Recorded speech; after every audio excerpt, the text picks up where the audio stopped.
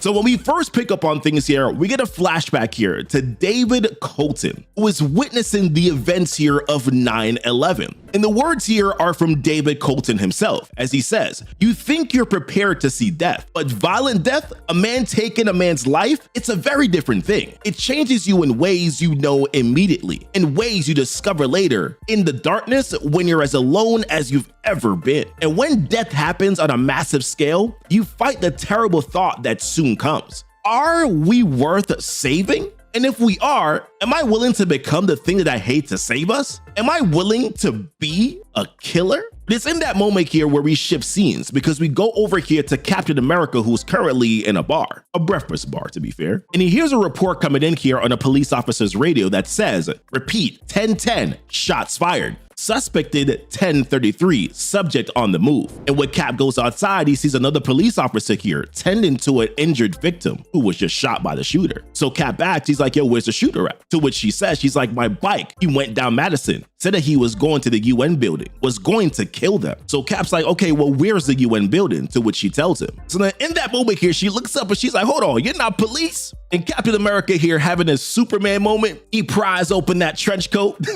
You see that Captain America side and he's like, "No, ma'am, I'm not." So he hops on a motorcycle here, a police motorcycle, by the way, and he begins to chase down the suspect. And when he gets there, he realizes, he's like, "Hold on, this is just a lone shooter or someone with a plan that's been uninterrupted." And the suspect here begins to start firing shots back at Captain America, but of course the man got the shield, right? So just bounces off of him. But Cap is also realizing, he's like, he's trained. He knows how to ride and fire, and he's onto me. Weaving, can't get a beat on him through the other vehicles. So I need to get above them, which is when Cap takes the motorcycle and he catapults himself here on top of a car. And what that does is that it gives him an opportunity here to be able to throw that shield and knock the suspect here off the bike. But then Cap realizes, he's like, "Oh shoot, he got a bomb." But you can also tell that Cap right now is still a little rusty, because remember, he just got unfrozen, so he botched the landing. And what that does is that it gives the suspect enough of an opportunity here to be able to put the shoes on and run away from Cap. But luckily here, there was some civilians that were here to help, because one picks up the shield and then gives it back to Cap. And I love this little dialogue here that Cap has with himself. He's like, "Bomb didn't go off, thank God." But then he pauses and he's like, "Do they still have a God in this world? And is he listening?" So the suspect here, he gets over to this building, which I'm assuming is a UN building. And there's these two officers that are outside. One of them says, "Stop or we'll shoot." But then the suspect begins to say, he's like, "They let them die. I won't stop. I won't." But it's in that moment here where Cap catches up to him and he's like, "Hold your fire," speaking to the officer. And he tells him, he's like, he's got a bomb. To which he's like, I do. But then Cap tries to reason with the suspect, recognizing who he is. He's like, "You're military." To which he's like, "Yeah, I was. How did you know?" And he's like, "I know a military man when I see one." So he asks him the question. He's like, "Service and rank?" To which he says, "Army, second lieutenant, 2 tours in the Gulf War," which I know technically the Gulf War here was back in the early 90s, but I believe he's talking specifically here about the Iraq War that happened, I believe from like 03 to 2011 here, being that the theme here is being taken place here after 9/11. So Cap introduces himself. He's like, "Captain Commandos Infantry, World War II. To which the guy's like, "Yo, that is impossible." But Cap's like, "In this world, nothing's impossible." But I'm sure that you've seen that, haven't you? Out there, far from home, things you never wanted to see, never thought possible. To which he then begins to say, he's like, "But nobody cares. People just live their lives while everyone I know dies for nothing." To which Cap once again continuing to reason with him. He's like, "Lieutenant, whatever you've gone through, whatever you're thinking you'll accomplish here, it's just not the way. Death brings more death. I can help you, but for now I'm asking, as your superior officer, stand down." So the suspect, he gains composure and he begins to say, he's like, "It's just like, I just my guys." But Cap was like, "I know, soldier, but at the same time, can we shut that thing down?" To which he responds, he's like, "I'm not sure I can." But it's in that moment here where we see this pulse of electricity that diffuses the bomb. And who was it from? None other than Iron Man. Who's like, digital device, remote solutions, and I'm sorry, I'm late. But now in the aftermath of this here, Cap and Iron Man here are up on the roof and they're talking, and Cap is like, it's amazing, the idea of a United Nations, and you say it's designed to stop future world wars? To which Iron Man comes in and is like, well, that is a big part of why it was founded, though there's always a debate about efficacy. To which Cap responds, he's like, nothing is ever straightforward, is it? But it's nice to see the world has at least tried. But then he shifts gears, he's like, that man though, he felt abandoned by it, by us. To which Iron Man says, he's like, Cap, I know it's only been a week since you came back, but if you're going to run around fighting terrorists, it'll be easier if you did so with the Avengers officially. Our benefactor, Tony Stark, has government connections and can afford us the freedom. To which Cap, of course, is like, nah, I already belong to an organization, Iron Man. I know it's been decades since I went into the water, into the ice, but for me, it just happened yesterday. I was a soldier in the army, so now it's time to return to base. Now in the interim here, we pick back up on David Colton, because what you'll start to realize here is that while Cap's story is going on, so is David's at the same time. And David's gonna start to go down the same path here that Cap did when he was younger. Because at this armed forces base here, somebody asked the question, they're like, is he still out there? And dude's like, who is?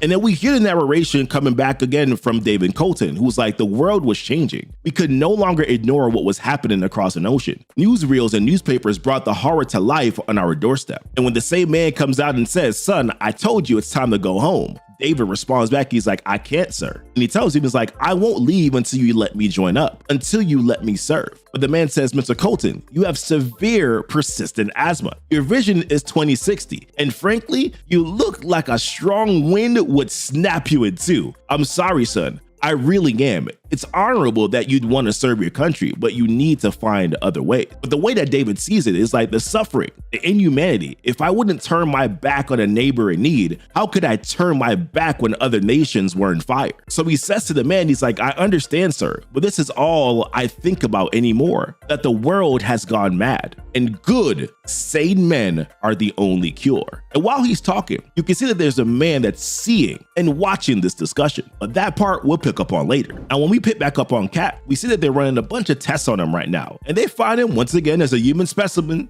absolutely remarkable. They begin to discuss Dr. Erskine's super soldier serum experiment that happened back in the 40s. They discussed how he fell into the ice here back in 1945, and how the group called the Avengers were the ones that pulled them out of the ice, which is how we've known that they've made this canon, right? Another indicator here was the suit that Iron Man showed up in earlier, because if we look at that helmet, back in the original 1960s comics here, when the Avengers were on a mission to stop the submariner Namor, that was when they discovered Captain America here in the ice. And if we look at the Iron Man suit then in that old comic, we see it's actually the same design here that we see here in this current comic that we're reading right now. Now this doctor that's right here that's doing all these reporting, and she's talking directly here to General Thaddeus Ross. And he goes in directly here to speak to Captain America. And he tells him, he's like, I've read your debrief already, soldier, but we're gonna have some more questions. And he says to him, he's like, and number one among those questions is this: why are you here, soldier? Why walk into the Pentagon, a place that didn't even exist when you were last roaming this planet? From what we can tell, that maladjusted crew funded by Tony Stark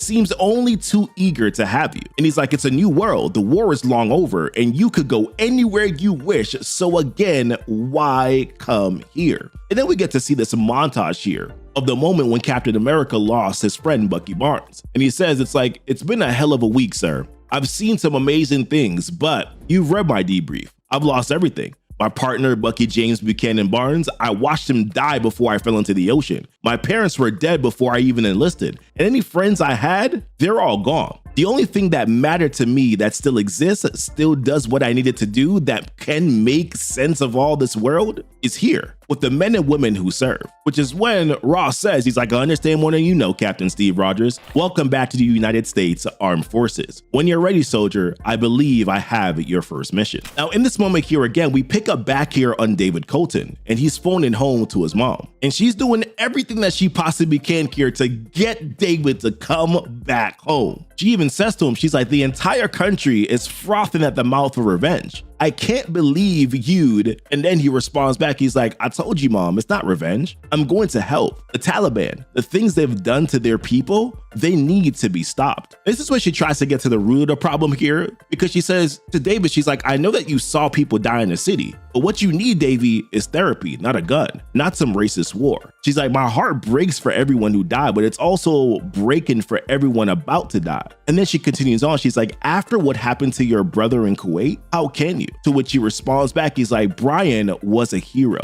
But it's here in this moment where he gets interrupted, because you see here on the training ground where David is, well, he's getting the crap beat out of him on a day-to-day basis. Because he begins to say, he's like, my life has been a succession of bullies. They seek out the weak, and I just radiated weakness. And one of the soldiers says, he's like, for F's sake, Sarge, Colton's a joke. Little crybaby's gonna get someone killed. I gotta say, David is resilient, because while he gets knocked down, he finds a way to counter while he's on the ground. And as he mentions, he's like, but I fought back. I always fought back. It didn't matter that I really won. And when the world turned dark and the bullies gathered, I did what I'd always done. I lifted my fists and prepared for the pain. So then we just switch over here to the Fantastic Four casually just fighting the deviant mutant Giganto. And as they are struggling, and I mean they are struggling, here comes in Captain America, just casually holding Mo Man, and is like, this gentleman is the source of your problems.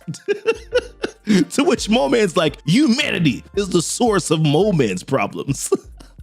But the reason why Captain America showed up here is because he wanted to have a conversation in the discussion here with Mr. Fantastic, which they do after this. And what Cap wants to know, he wants to know about Victor Von Doom, because he knows that Reed knows him quite well. He explains how they used to be in college together, how he was brilliant, how there was an accident, how his face was scarred, and then he dropped out, and how a few years later that he resurfaced back in his home country, Latveria. But Reed is like, you already know all this information, to which Cap is like, yeah, and obviously so do the people above me, including the president. Doom's an autocratic madman who's been illegally entering America and threatening its citizens after his coup in Latveria. He's destroyed the US embassy there and taken our diplomats prisoner before the majority had a chance to flee. So he tells him, he's like, we're putting together a covert strike force to go in and retrieve them before it's too late. To which Reed's like, okay, so are you asking for the Fantastic Four to join you? And Cap's like, nope, pump your brakes, sir. You can't. And he mentions it's like, it appears that America has a new atomic bomb, and it has you and your super powered friends. The world is watching, scared. The UN is voting on a resolution banning extra powered beings. So they're definitely letting us know that this is canon. And he continues on, he's like, for military operations on foreign soil. So then Reed asks him a question. He's like, so how are you able to then, Cap? So then Cap responds, he's like, my heavily documented wartime service has apparently created a goodwill exception for enhanced military. No country is willing to halt their super soldier programs, but giant men made of rock are an international no-go for now. So Reed's like, so if you don't need me and you don't need my family, he's like, what do you need then? To which Cap responds, he's like, I have the information, I got the facts and the details. What I really want to know is who is the man I'm going up against? Because 2 weeks ago, I was fighting Adolf Hitler. Now suddenly I'm in a brand new world and wondering, is this fate? Am I here to stop the next Hitler before he starts? To which Reed responds, he's like, Victor isn't Hitler. He's full of ego and hate, but that hate isn't for groups of people. It's for himself, for the mother and the father that he couldn't save. It's about control and punishment for anyone who gets in his way. And this moment right here was actually pretty funny, because there's a couple people that come up to Reed and is like, hey bro, you're him. Yeah, Mr. Fantastic, I gotta get a pic. But it's in this moment where Reed restructures his face and it's like, nah, I'm just some guy.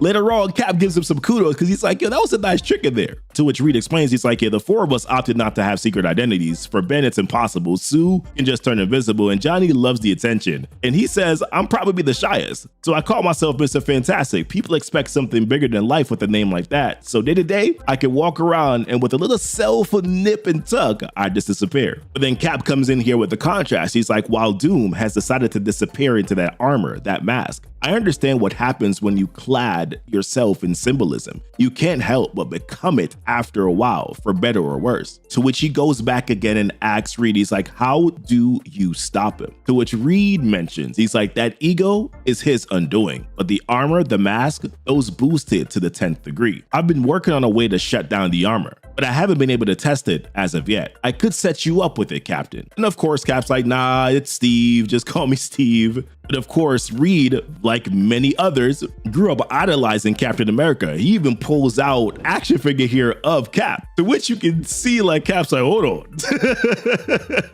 Because to Mr. Fantastic, Cap is a living legend, the man who countered the stories of boogeymen from their childhoods, the brave man, the one who helps, the one who fights evil wherever it lives. But it's in this moment again here where we pan back over to David Colton, and he's sitting here reading a book at nighttime with a flashlight. But in this moment here, the sergeant comes on in and just grabs him up and then throws him outside and then starts to beat the crap out of him. As he says, he's like, you're a damn mistake, an embarrassment. They're right, you know. Your fellow recruits, you're gonna get them killed. You're a weak crybaby and you will be a deficit in the battlefield. To which he responds back again, David does, and it's like, I'm not crying and I'm not leaving. And everybody else on the inside is watching Sergeant absolutely snap on this dude. But ever the persistent, David is like, I am not leaving. I'm never leaving. Now, in the aftermath of this, listen, David is in bad shape, right?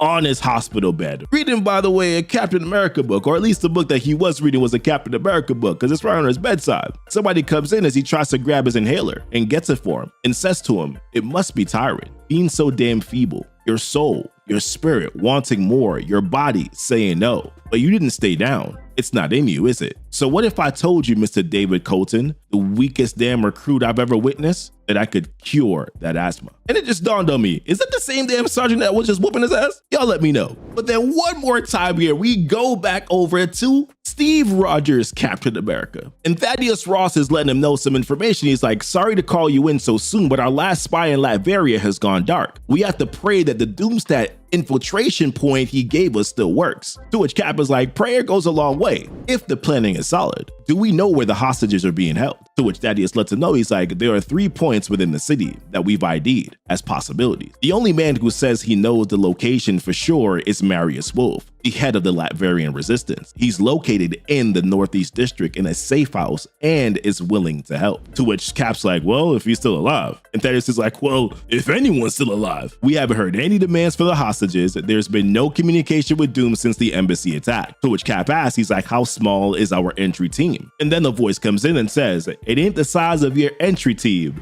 it's how you use them. Terry Mendoza, folks, call me chill. Another one comes in and she says, when's our departure? To which Thaddeus says, 0400. Captain, this is Julie Slate, marksman for SEAL Team X, the Howling Commandos. To which Cap's like, Howling Commandos, big name to live up to, soldier. To which she says, we're Marines, soldier, graciously letting an Army fossil join us. But then Cap says this. He's like, no offense meant, just getting the lay of the land. And then he says, so we're a 3-person team. And that's when this voice comes in and says, no, sir, we're not. And he has a star on his shield too. And we see the narration of David Colton that says, so I went out into the world to answer the question, can I stop the bullies? Can Captain America make the world a better place? And wow, absolutely wow. Love the beginning here of the story. Love also the makeup here of this villain, because clearly this is gonna be evil Captain America, right? It's gonna happen. So what initially happens here is that we open up with a flashback here with a new Captain America that we were introduced to in the very first issue here. Now his name is David Colton. Now David here is basking in the joy of seeing Kabul and Kandahar free here from Taliban control. But then it gets a little bit of a reality check here. Now that reality check comes in the form of a man named Chasm, who is a local. So when David asks the question, how do you not love this? Chasm responds back and is like, it's good, it is, but your army's been here, what, 2 months? You've only been here 1. You haven't even fought, just dropped the bombs. These cities were freed by Afghans on the ground. To which David is like, well, that's exactly my point. It took less than a season to bring democracy back, and it came from within. But then Chasm is like, violence can give you the illusion of victory. But democracy is a much longer road. You understand this place as little as the Soviets did. To which David, of course, comes back again and he's like, you're right, Chasm. You've been here fighting the good fight longer than me. But that just means that you've forgotten what it's like to breathe. Go get a shave, man. Let your face feel the breeze for once. To which Chasm was like, man, I like my beard. But it's here where we get this internal narration here from David, which says, since he was a child, Chasm had lived only through civil wars and Soviet incursions. It's all he knew, and he knew it well. A truth I couldn't fathom growing up in Manhattan. That war never truly ends, not while people carry its horrors with them, and I still had horrors to accumulate. Now, when we jump back here to the present time, as a reminder from the very last issue here, both Captain America's Steve Rogers and David Colton, along with the rest of their team, they're now on a mission here to Latveria. And in the opening of this here, we shift to like an introspective from Steve Rogers here that says, decades melted away while I was frozen. The world has changed. But I'm almost ashamed to admit it that I feel lighter, knowing that I can still exist here with my original purpose, beating fascists. Does the man who replaced me feel the same way? What's David Colton's mission? And it's here where David tells him exactly what the mission is, because David responds back here by saying, warlords dressed as kings all the way down. Remember, Rogers, we're not here to overthrow Von Doom. This is an extraction mission, in and out. To which Steve is like, understood, Major Colton. But then just for good measures here, David is like, we're not gonna have a problem here, are we, Captain? To which Steve is like, no sir, still getting used to the things in this time. I went to sleep in a world of chaos. If we saw an enemy, we took them out. To which David is like, it's still chaos, soldier, but the chaos is kept in check, with walls of order spread throughout the world. And as both of them jump out of this plane, David says, and we are the walls. Now on the ground here, the team checks in with General Ross because this is essentially his operation here. And David warns him that as they go deeper here into Doomstat, that communication will become a little bit more difficult due to signal interference. But once that they return to the extraction point, that they'll go ahead and be able to reestablish contact. Then comes a little light moment here, which kind of made me laugh just a little bit because Steve is ever so the traditionalist, right? And he starts mapping out the area in sort of this old school way. He's like, 10 clicks to the rebels rendezvous spot. Sunrise in 2 hours. We'd better move quickly. But then David's like, nah, my guy, we're good. Satellites show a clearer path. To which Steve is like, satellites?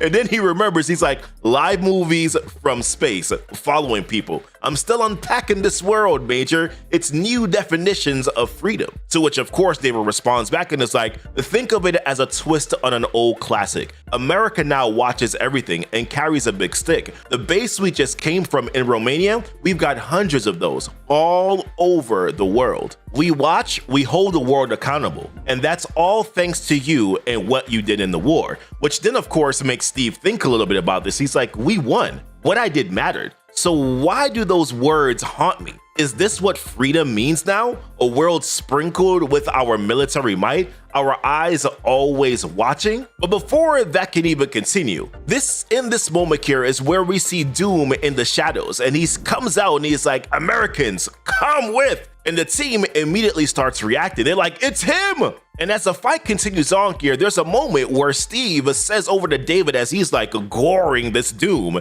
he's like, duck, as he throws his shield. And Steve recalls what Reed Richards told him when he went to meet him back in issue number 1. He's like, Reed Richards warned me, despite the armor, that Doom moves quickly. So he tells David, he's like, pin him down and now finish the job, as he pulls out a device that Reed Richards had given him to shut down Doom's armor. But before he could continue on here, there's a gun that comes directly over to Steve Rogers' head. Now Steve, he's able to disarm that guy pretty quickly. But here's the thing, he wasn't alone. Because when the team looks up, all they see is that they are now currently surrounded. But before we see what happens next here, we jump back to another David Colton flashback here. And it's here where we see the words that say something was off about Chasm.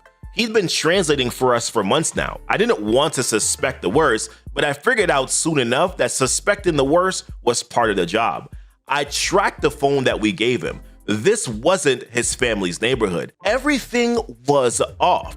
I saw a guy who was going to be trouble. Then I heard bang, bang. And for David, it was like slow motion. He couldn't make the call. We'd made peace, he said. I had no orders to engage but before those words continue, David is here in a full out trying to dodge bullets mode. And luckily he was able to get behind the army truck and then get to a shield so that he could use that to take down the gunman that was trying to kill him. And after David takes him out, then he goes into the building where he heard those initial bang bangs, and he's going up these stairs over. We see the words that say, "It was my first time alone. No unit. Sweat not from the heat, but from something else."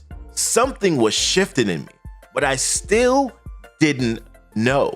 And then one more time, he hears another bang.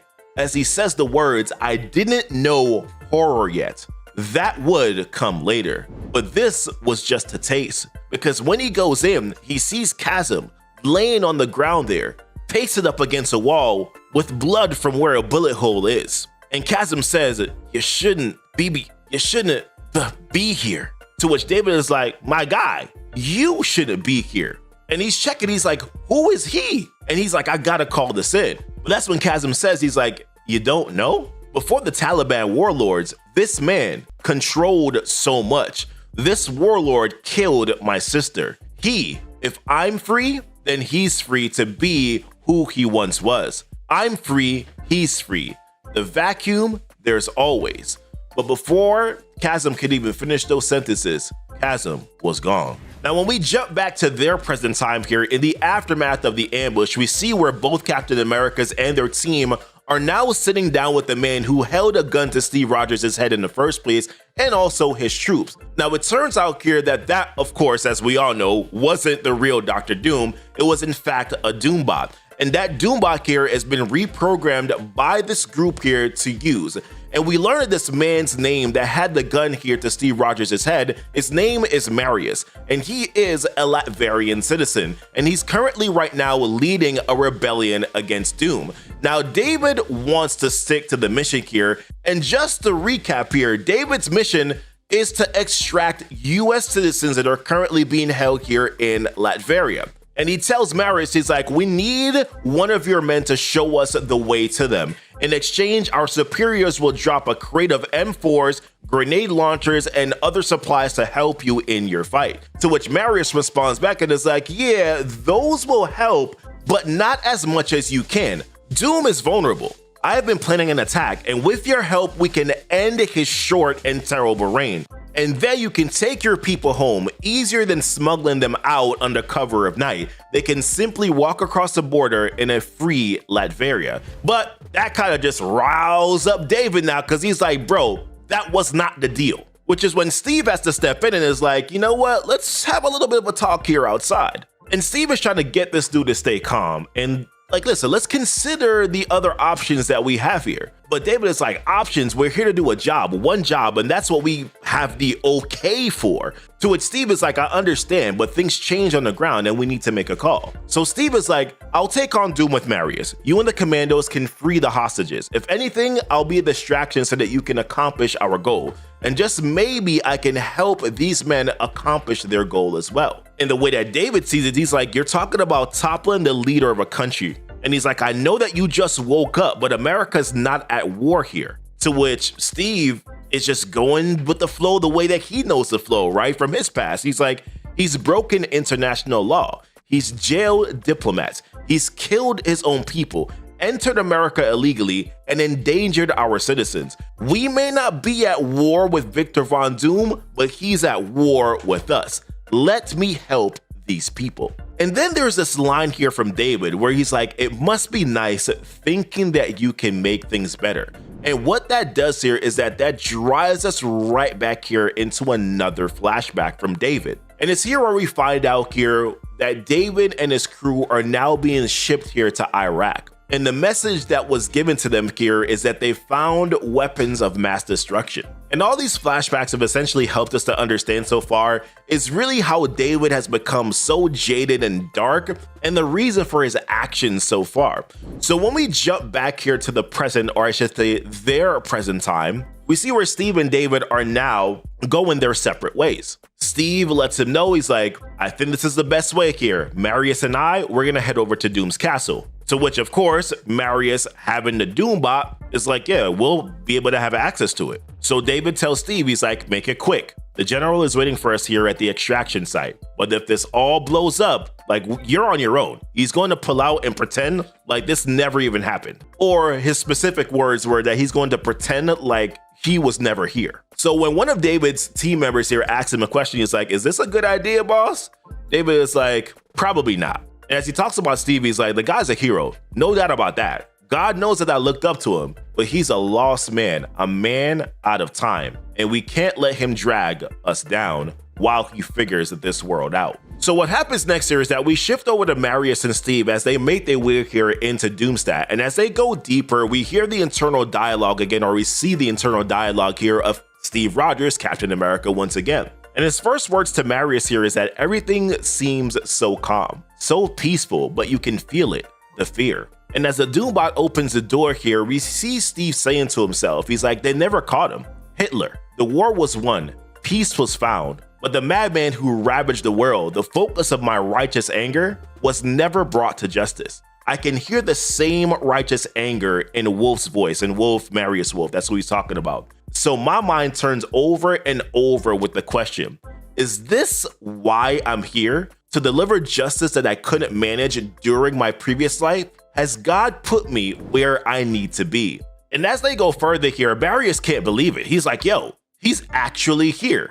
Doom is actually there sitting down, feasting at the table. And Cap mentions here that Marius is in his time about to take his moment. He doesn't need me here at all. He doesn't. But then he says, he's like, damn it, David's voice is in my head. This isn't the mission. And as Marius begins to put Doom in his sight, Steve continues to say, he's like, cold blood, an assassination? It's not the way a country moves forward. So that's when Cap reaches his hands out and says, stop. We take him in before a court. And Marius is like, my guy, what the hell are you doing? And Cap's like, this isn't justice. And then that's when the words from someone else come in and say, it is not, at least not yet. And this here is the voice of who else? Dr. Doom. And as Doom stops him here, we hear Steve's words again say, my ears are a siren. The robot says something, but I can't make it out. Too easy, a trap. I've endangered the hostages, the mission. Nothing like this from my time. Speed, power, force. I'm trapped here. A man with a metal disc. A young man made old by the future, but too damn stupid to stay down. And it's here where the Doombot says, Master, it would be my pleasure to dispose of this American trash. To which, by the way, guys, like, let's keep it real here. It was a Doombot. You were trying to use a Doombot to break into Doom's castle. Did we not expect Doom to recognize? You know what? Let's just move on. Storytelling, whatever. But then Doom says, no, wait, this man, the rumors out of New York, they appear to be true. Stephen Rogers, the original Captain America, scourge of Adolf Hitler, Victor Von Doom, and the nation of Latveria welcome you as a hero. In this next moment here, we cut to another flashback for David, and we hear his voice, or we see his voice again saying, I can barely remember home. How he stopped writing back to his mom. It got too hard. It felt like she was writing to a different son, someone I used to know, someone I'd miss if I felt anything anymore. But in this exact moment here, a car comes speeding down towards them, and David, realizing the danger, he starts opening fire and shouting for his team here to take cover. And as the vehicle gets closer here, the vehicle just explodes, and the blast knocks back his team, leaving several badly injured and probably a few fatally injured. But immediately here, we're then pulled back to the present, back to Dr. Doom and Steve Rogers, and Steve is saying to himself, he's like, this isn't a fight. As Dr. Doom starts off by saying, Stephen Rogers, America born, Europe forged, a miracle of science. Now a modern miracle of science standing in front of me. Truly amazing. I'm a student of history, Rogers. Your fight against the Nazis was inspiring to me as a young man. You're becoming a symbol for your people resonated deeply with me. And this is where Steve says to himself, he's like, you're buying time now so that Colton and the commandos can find the hostages. So he says to Doom, he's like, Victor Von Doom, murderer, dictator. Tell me something, doctor. I just spent the last few years of my life in the trenches hunting Adolf Hitler. What makes you any different? And Doom just responds back and he's like, Hitler was elected. I took power to save my people. I have more in common with this young man here, speaking of Marius, than the despicable, cowardly Führer. And Marius is like, man, I ain't nothing like you. To which Doom was like, Marius Wolf, leader of the so-called resistance. You see me in power on the throne, and you despise me. You'll do anything, kill anyone to take my place. We are not so dissimilar, boy. The only difference is that you seek power, while Doom is power. But then Steve goes back to the mission at hand here. He's like, the embassy hostages. Release them, Doom. Unless you want the full force of the United States military on your throat. And this man Doom is like, it truly breaks my heart hearing those words, knowing that you believe them. They clad you in a dark star, and yet still you shine through with your light. And this is where Doom says over to one of his people, he's like, Sergey, prepare the Americans for release. And Steve is like, there's no way that it can be that easy. Can it? But the thing here is what Doom does next. He's like, okay, while we wait, Captain America, let me show you how a true country of moral standing operates. Now, meanwhile, when we jump back here to outside of the US Embassy, we see that David's team has now arrived and they quickly disarm the soldiers that are posted outside. But something feels wrong, so very wrong here, it's too easy. And to make matters worse, David is drifting in and out of flashbacks here mid-mission, fighting both in the present and then also his memories. Now they breach here the embassy doors, but instead of hostages, what greets them are soldiers who are just moving bodies. So the team, they engage and they take out several of the soldiers, but they leave one alive because David demands some answers. Because he's like, there are only 10 bodies here. Where are the other 2 hostages? And that's when we get thrown here back into the previous flashback that we had seen before. As we see the words here of David saying, my ears decided to make noise of their own, so I wouldn't hear the crying and the screaming. We'd count the dead later, but who was alive now?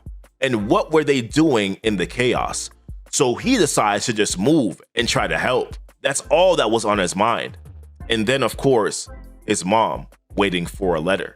But it's here where he sees one of his soldiers decide to take shot. And when David looks, he couldn't stop him fast enough. And who his soldier shot was just a helpless child. And this was the same child that David was seeing on his current present mission right now, that recurring flashback.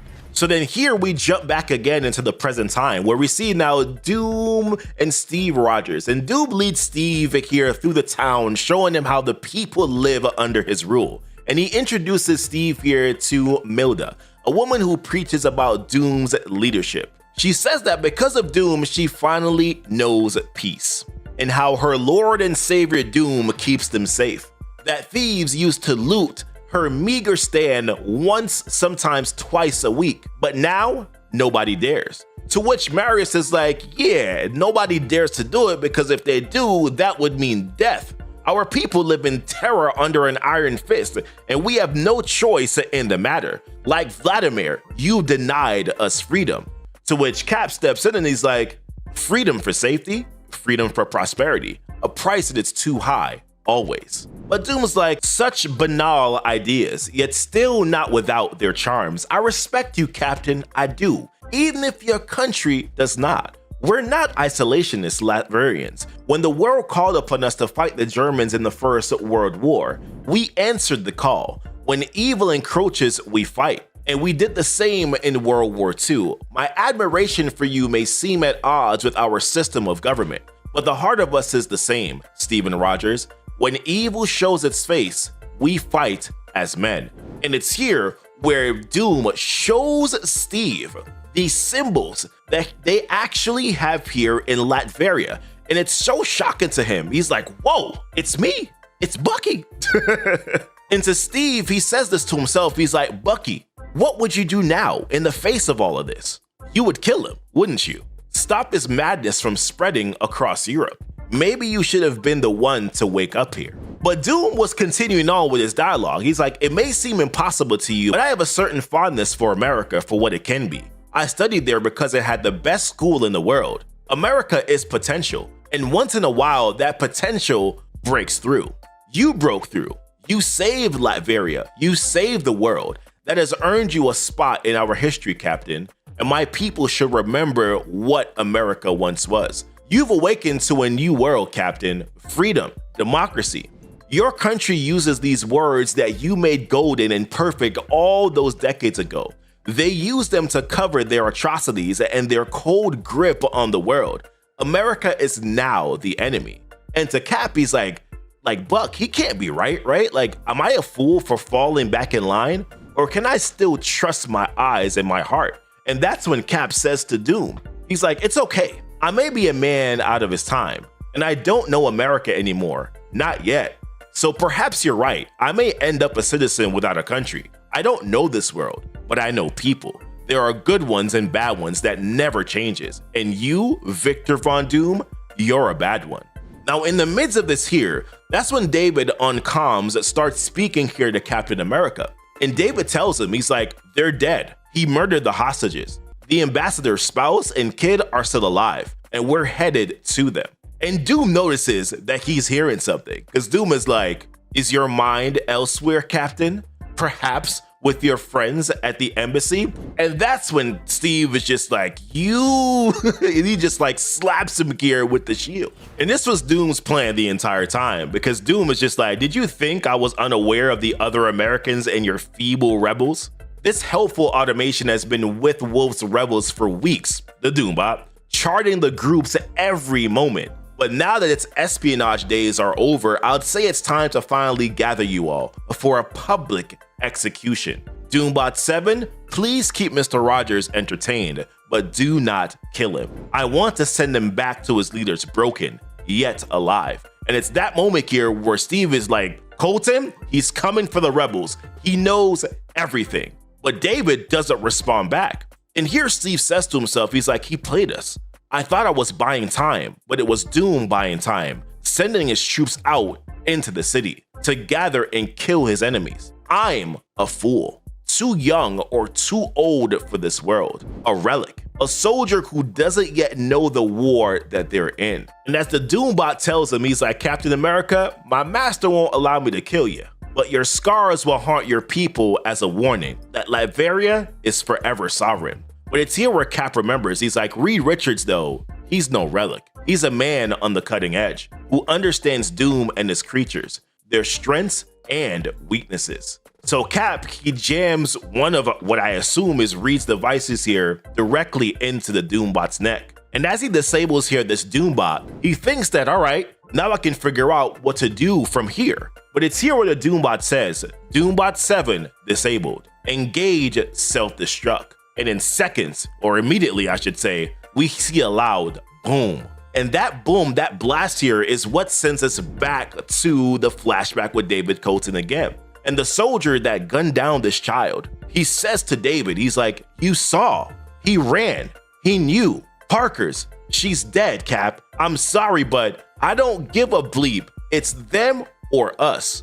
Them or us. Kid wants to play with the big boys, he gets taken out. But you can see the eyes here of David as they turn red with tears in his eyes. And that rage that comes out of him, it goes directly towards that soldier as he hits him full force here with that shield. As he says the words, Mom, I'm so sorry. But then in this moment here, we jump back to that present time as we see where Steve says to himself, he's like, Bucky, it hurts so much. Not the pain, the physical pain I can stand. It's facing this world without you by my side, without your voice in my ear reminding me of who I am, Something's not right. I can't believe Doom, but there's something I'm not seeing. I am a soldier who went back to base. It's what we do. And they clad me in the colder flag, a darker one. If this new world is darkness, I won't bend to it, Bucky. I can't. Damn him. Doom is right, as we're seeing here this montage of how David Colton unalived his own soldier, as we hear the words of Captain America here that says, I have to be the light. David has now been sidelined. Now they've seen the footage, so they know that it's a little bit of a gray area here in regards to what he's done. And under normal circumstances here, he would have been discharged. But being that the government has put a lot of money here into making him a super soldier, that will not be the case. So David has been cleared, but he can't be public facing anymore. His missions most likely now will be regulated here to being undercover, but for his old Sarge, he still sees him as Captain America. So whenever David Colton has made a decision and has figured things out, that he should be in contact with him here. So what happens is that we jump back here to the present time. And I first want to mention here that we're going to be going back and forth between both Steve Rogers, Captain America here, and then David Colton, Captain America here on their current missions. So we first see Dr. Doom, who has chosen Marius Wolf here, the leader of the resistance against Dr. Doom, and he wants to make an example of him, but of course, not without a speech first. And he starts off by saying, peace,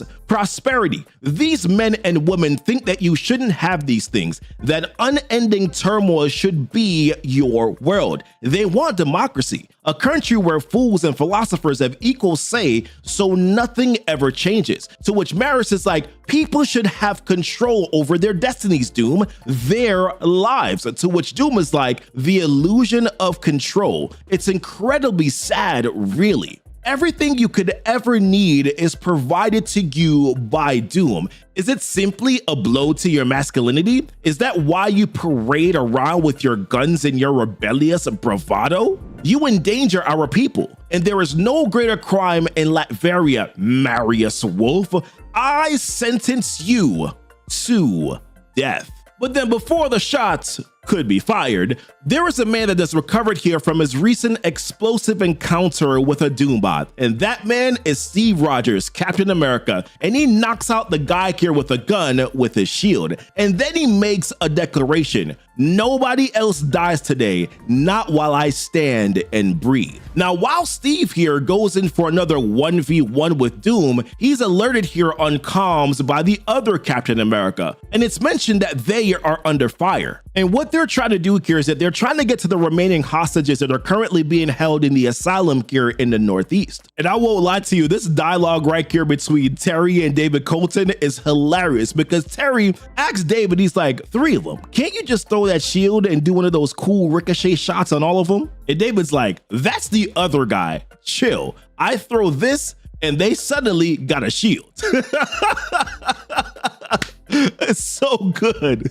But luckily for them here, Slate, one of the other members of the Howling Commandos, was there to save the day. So she takes out the men that were shooting at him, and then David and the other guy, well, they take out the rest, and then they jump on in here into the asylum. Because after all, the mission is to save the hostages. Now, meanwhile, Steve is handling all that he can, fighting 3 Dooms at once. So when David and the commandos, they go on in, they find a father and a daughter that are there as hostages in a room. And then right here is where things take a massive twist. So when David offers his hand out, he's like, listen, we're American, what's your name? And he goes to save him to get them up. That's when Terry, out of nowhere, pulls a knife and then pushes it straight through the father's back. So naturally, David is like, chill. Chill, by the way, is what Terry likes to call himself. Terry Mendoza, aka Chill. So David is like, chill, yo, what the hell? To which he's like, sorry, Cap. And then Slate comes in, she's like, orders are orders.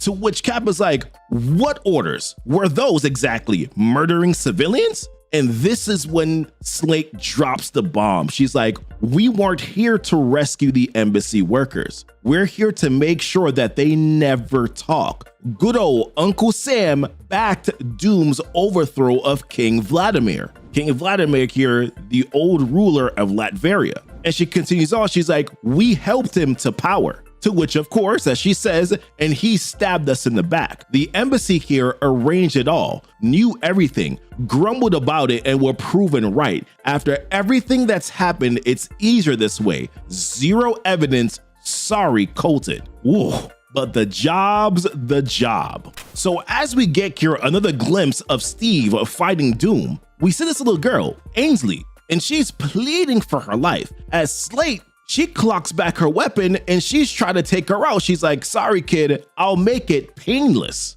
But it's in that moment here where David jumps after Slate. And then at the same time, looks like he completely took out Terry. And David's screaming, he's like, monsters. To which Slate's like, monsters who get the job done. But then we jump back here into the fight with Captain America, Steve here, and Doom. Now, naturally, Steve is getting this behind handed to him. But then Doom pauses here for a second, and then he takes time to say this. He's like, I truly don't wish to murder you, Rogers. To see you awaken after decades only to immediately end your life feels rather pointless. To which Steve's like, you won't kill me. It'll be you and your robot butlers. So this is Steve's plan. You say you looked up to me as a symbol, but what kind of symbol lets machines do his fighting for him? You want to be a real symbol for your people, Doom? Then be a man first. And of course, Doom responds back. He's like, Doom has no ego. And I'm like, okay, let's let him continue.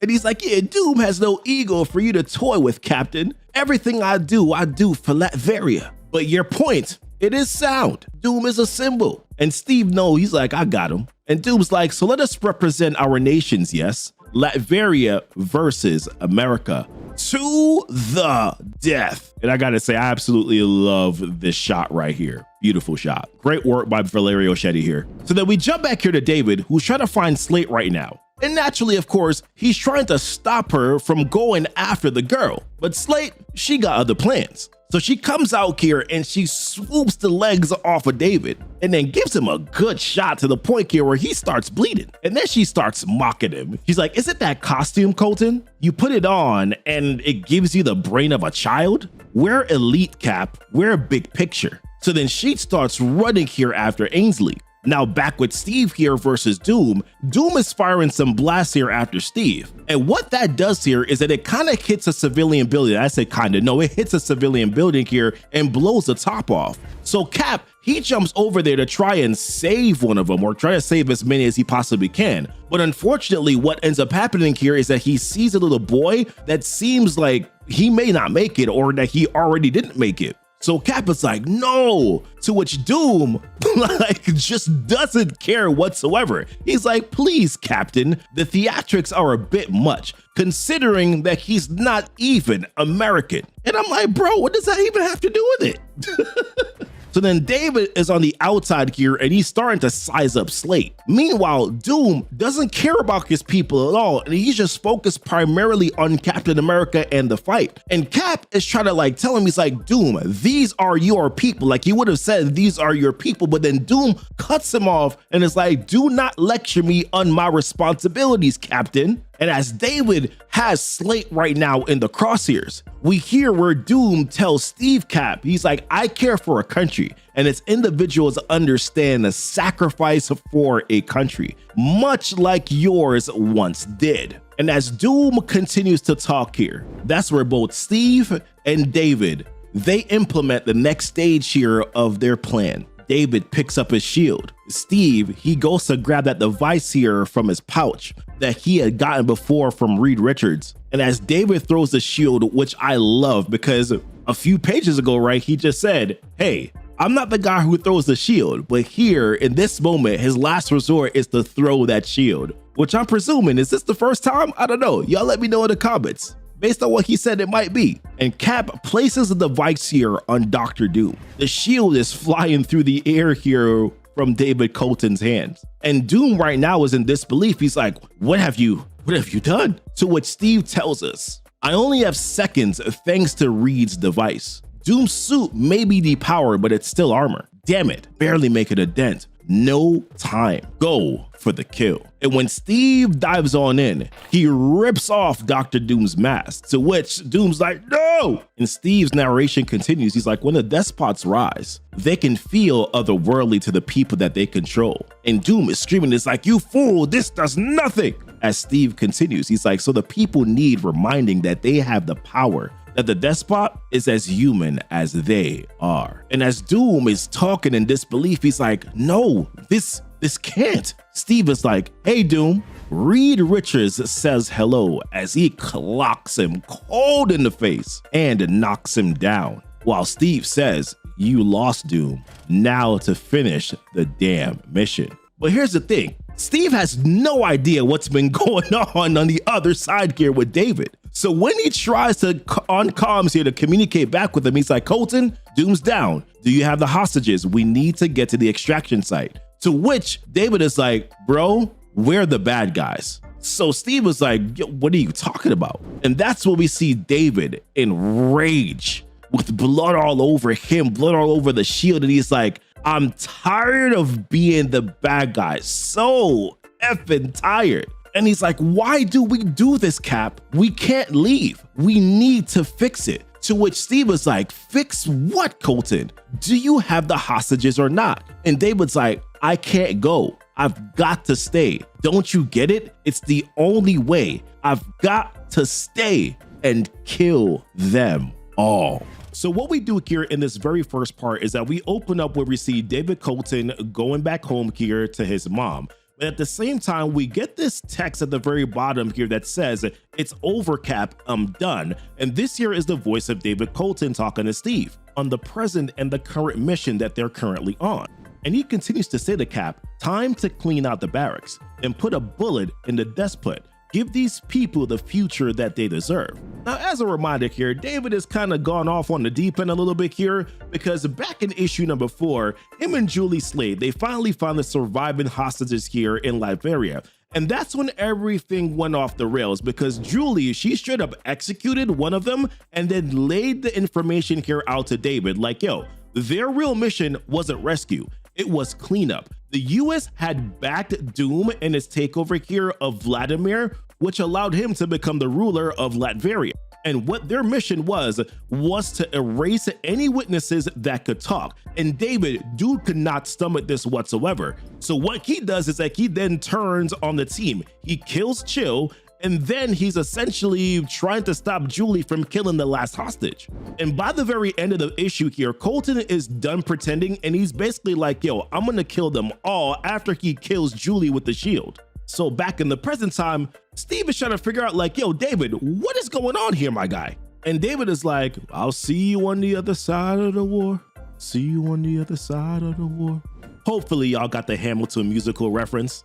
So either way, Dave is like, all right, I'm out, click. Now, for other context, right, Doom at this point has disappeared right now because Steve exposed him here in the last issue as well, which basically caused some confusion now amongst the soldiers of Latveria and also the people of Latveria here, to the point where like some of the soldiers, it looks like they're about to turn on the civilians here of Latveria. But then Cap is like, nah, cut it out with all that mess. And at the same time, Cap or Steve, he's trying to talk here to Marius because he's like, dude, I got to get to David. He's over at the barracks. How do I get over to the barracks? So what we see next here is that Steve, he takes a motorcycle, right? And he heads over there. Now, while he's on his way, he sees this little girl that escaped from Terry and Julie. Because remember now, back in issue number 4, this little girl, her dad was the one that Julie killed. So Steve right here, he realizes that she's American. And it's also here where the girl tells him that like, yo, they killed her dad. So Steve, he gets on comms and he's heading over to the barracks and he tells General Ross, he's like, yo, you got to try to get an evac here over to this location to get the girl and then to hopefully be able to pull out David from going way too far. And man, when this dude gets to David, the sight is ugly. David starts off by saying, and he's holding a knife, by the way, look, and a body in his hand while he's saying this at the same time.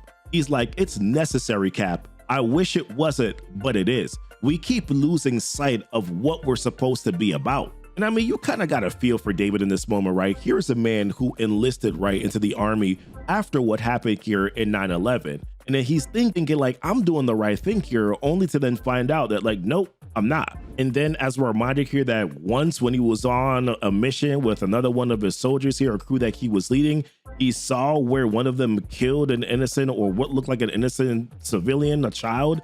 For David, this is all repeating all over again. It's ultimately a lot for anyone to handle. But as he was saying, he was like, we keep losing sight of what we're supposed to be about, freedom. So Cap is stepping in. He's like, David, this isn't the way. To which David's like, isn't it? We're here. These soldiers are denying their people freedom. They use violence and the threat of it to keep them down. They made their choice. To which Steve is like, yo, we're not at war. This is a rescue mission. Some of these men you just murdered were scared, lost people who wanted to defend their country, who signed up for a thing that became something else. We're in a sovereign nation. We can't make this call, Colton, not in cold blood. Please, let's just go get you some help. Remember now, up until this point, Steve doesn't know what happened yet. He doesn't know the information that David found out. So in response here, David says, I can't. There's so much blood on my hands, Cap. Cold and warm. That blood has to mean something.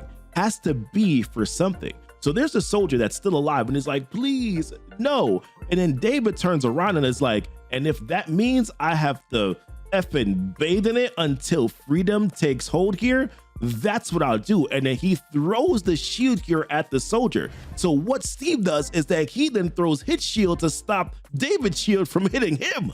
And then he charges in at David and it's like, dude, you're done. I'm sorry. But David now, dude can hold his own here. So as Cap goes in to hit him with a punch, David blocks it and then he clocks Steve directly in the face. Now, while this is happening here, we get this letter, right, that David Colton had written to his mom. And it starts off by saying, Mom, I'm sorry. I don't think that you were right, but I wasn't either. The world has gone mad, but I don't know what the cure is. All I know is that it turned me into a killer, with the idea that if I murder the right people or enough of them, then others would have the kind of freedom that you and I have. And then as Steve here gets the upper hand on David, we kind of pause on that letter for a moment. And this is where Cap, standing over David, says to me, he's like, soldiers will be here any moment, but the evac team is on its way. We're going home. To which David's like, home? But then in the background here, what we see is Julie. So it turns out that David didn't kill her after all, but she looks beat up, right? And then she's like, I'm sick of it. Sick of all you effing Captain Americas. And then she starts firing off the shot here. But then David picks up a shield and then those things are just bouncing off the shield. And then it gets to the point here where Julie, she's completely out of ammo. And what David does next here is that he then throws his shield and then he hits Julie one more time again. Like she ain't having a good day today. Not that she necessarily deserves it per se. And then we see that letter continue here, or we resume that letter again, where David says, but it isn't that simple, is it? And I wish it was, in reference to the freedom that he was talking about that he wished that others would have like he and his mom have. But then after David throws the shield here, what we see is that David then he collapses over. So then Steve is like, yo, Colton, like, yo, what's happening to you here? And that's when David says, he's like, science guys never could replicate your super soldier process without, of course, some drawbacks. And then he asks Steve, he's like, do you happen to know CPR? To which Cap is like, I'm sorry, I don't know what that is. And that's when kind of David gets a little bit of a snicker too, because he's like, partner with a man at a time. But then he tells Steve, he's like, we did this, Cap. America backed Doom, helped him overthrow King Vladimir. So then the team comes in here and then pulls Cap and Cap out. And then we see the continuation here of the rest of this letter. And it says, the doctors made me write all of this to deal with what I've been through. But in the end, it isn't for them or for me. It's for you. I'm sorry, Mom. I can't be here. Not really. It hurts too much seeing you look at me, thinking you're seeing your son, but your son is dead. I'm a killer, and I still have to make that mean something. So what we do next here is that we're then transitioned to about 1 month later. We see where David is being operated on, We also then see where Steve is picked up by a group of soldiers here and then brought directly to General Ross. Now, what Cap was doing here is that he was searching for answers, searching to see if what David told him was actually true. And of course, naturally here, Steve is not all too pleased with the information that he found, so he confronts Ross on it. He says to Ross, he's like, "You overthrew a government in Latveria." To which Ross is like, "Yeah, a corrupt one." To which Cap is like, "But that wasn't your reason, was it? Doom offered you technology, resources."